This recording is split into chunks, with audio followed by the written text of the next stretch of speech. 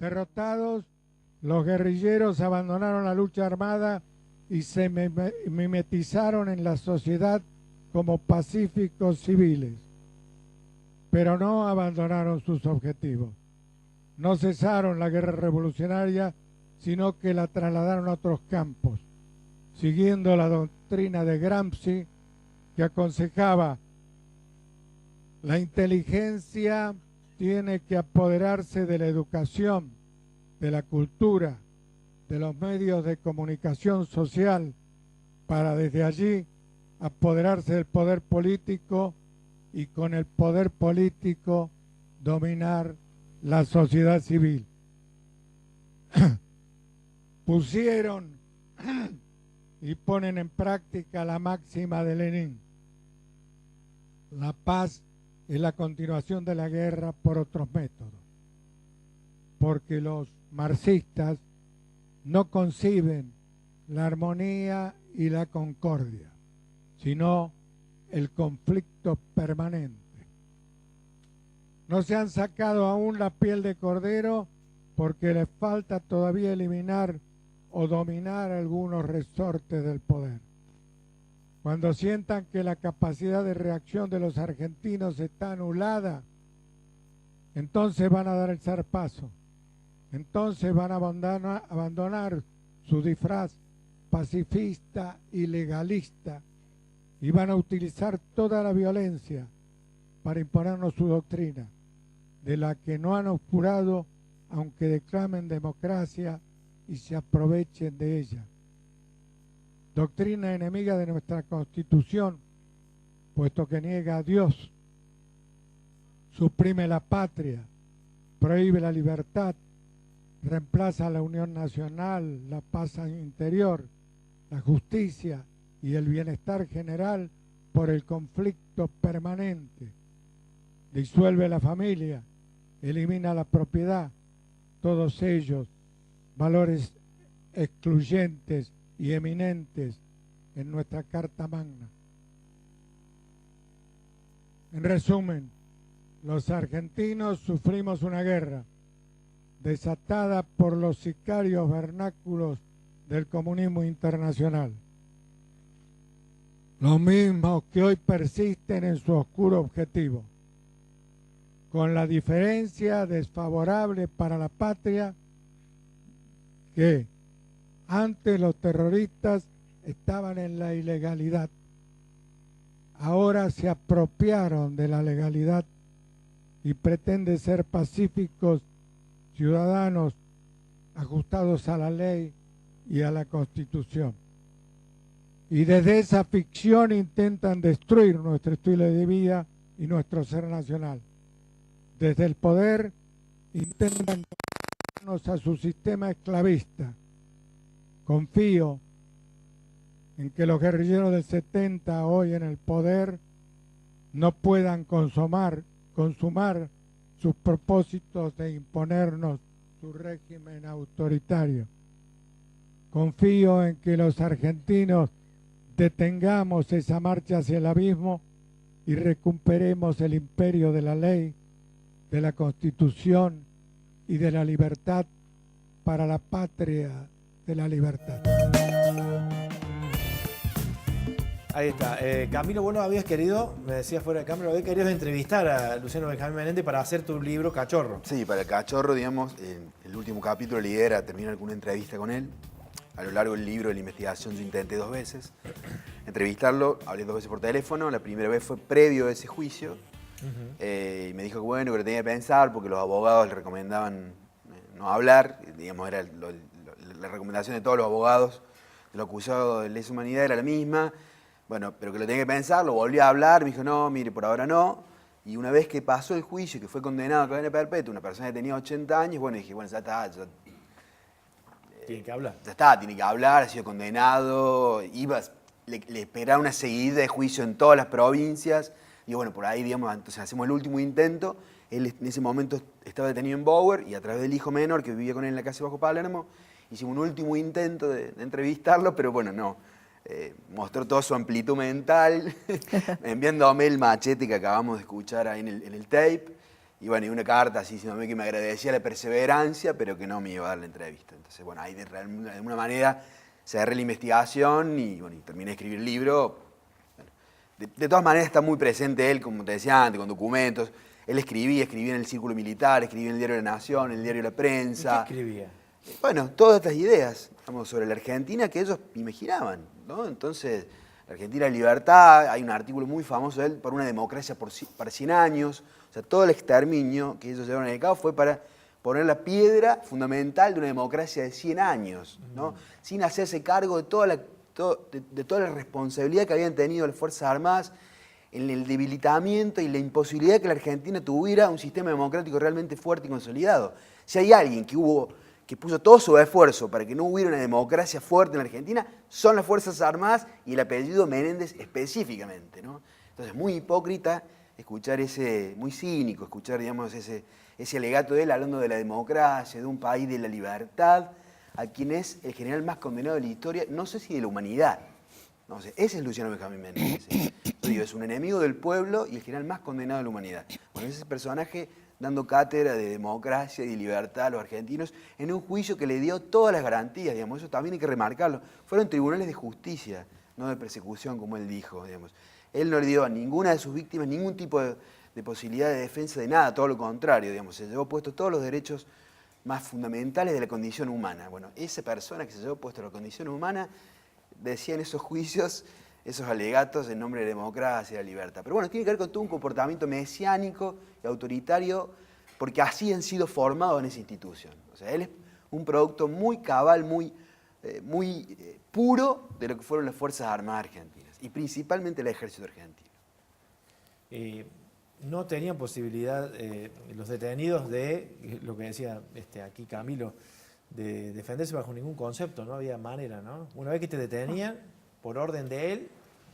Exacto, eran campos ibas a de la tortura. exterminio, era exterminio, o sea, punto final era la muerte y desaparecidos, digamos, que esa era la planificación para que no existieran cuerpos, y sobre todo porque genera todo este sistema, aparte de represión de los campos, tiene un derrame en la sociedad, digamos, que descoloca, que a su vez todo ese método de alienación no queda solamente en un campo de concentración.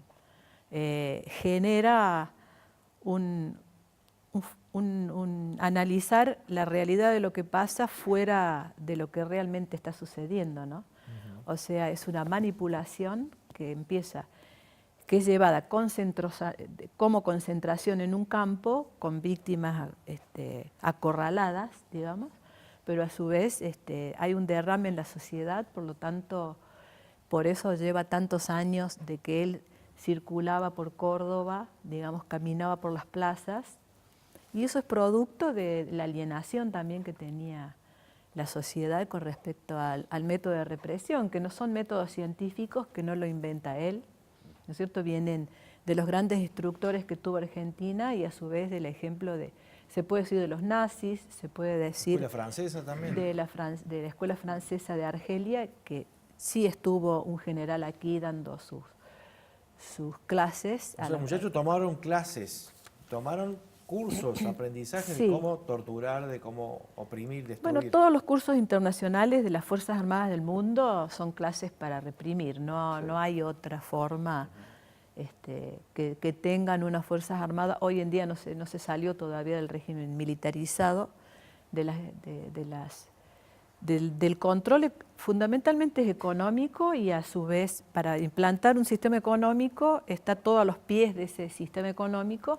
Hoy en día llega hasta los recursos naturales, claro. Digamos, como ya se agota las fábricas porque ya la tecnología ya no requiere miles de obreros, etcétera, cada vez avanza más toda esta estructura y va llegando, se apoderan del petróleo, de las aguas y todo lo demás, pero todo para comercializarlo, o sea, no es... Con fines económicos con fines al final económicos. del camino, ¿no es cierto? Exactamente. Y Menéndez, después del advenimiento de la democracia en el 83, era un ciudadano más de Córdoba. ¿Qué se sabe de su vida habitual en Córdoba?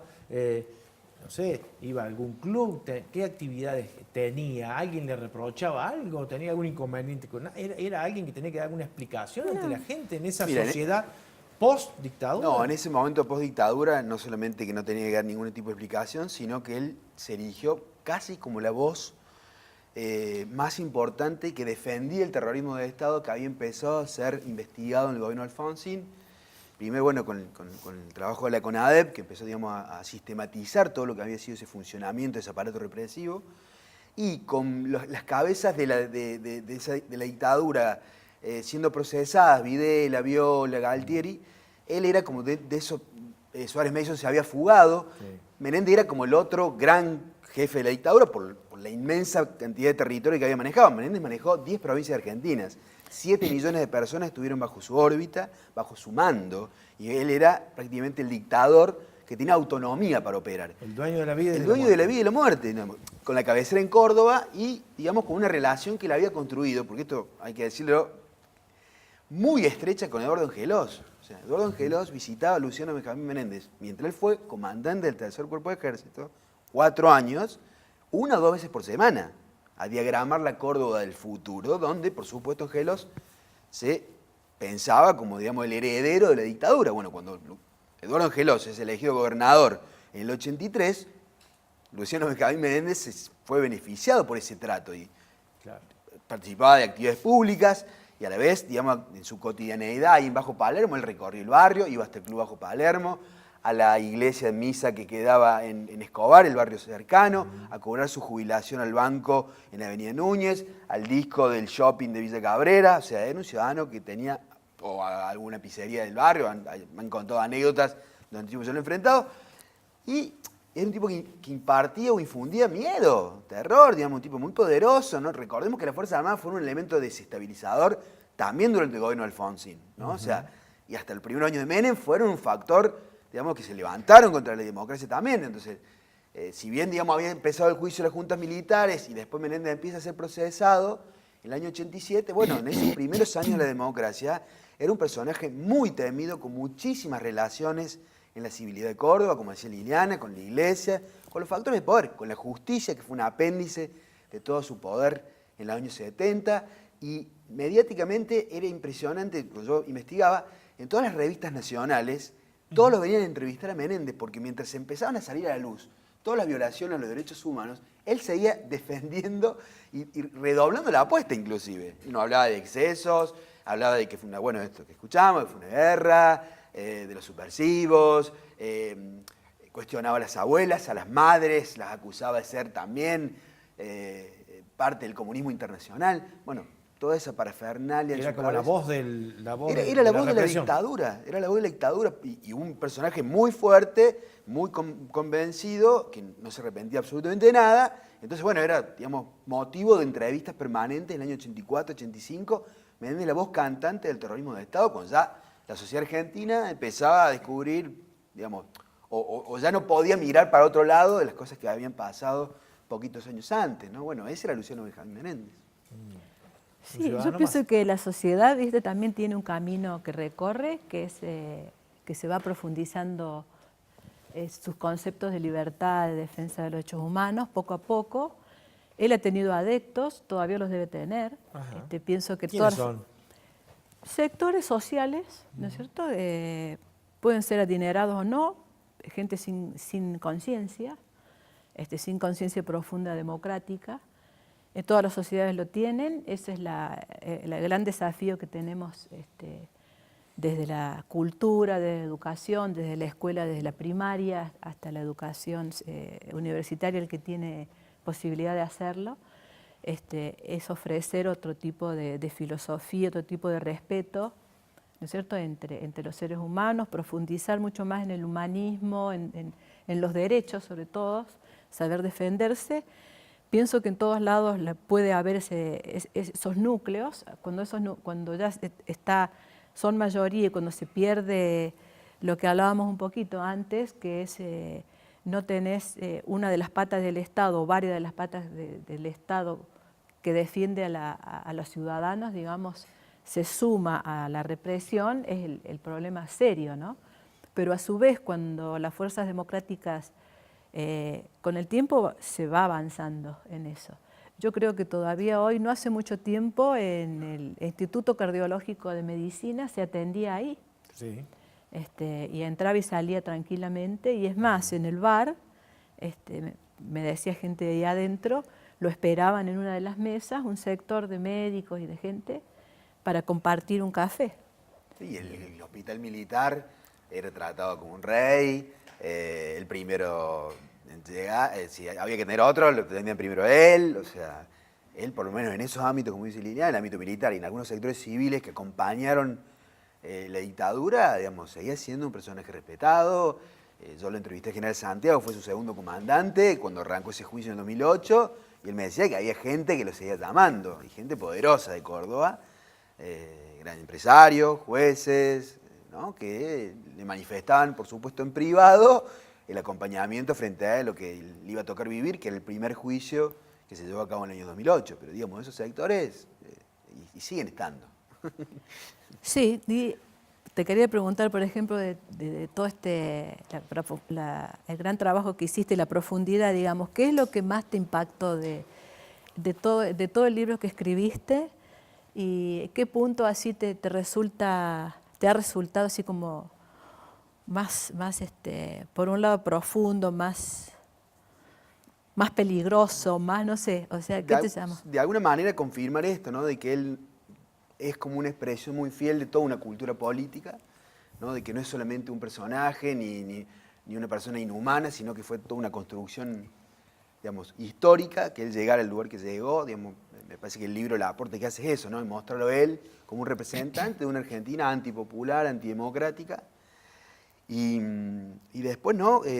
Darme cuenta que de todo ese linaje, ¿no? Yo tampoco cuando empecé el libro no sabía, digamos, que esto, ¿no? De que los Menéndez arrancan en el fin del siglo XIX y terminan en el siglo XX, ¿no? Siempre en el mismo lugar, digamos, defendiendo los mismos intereses.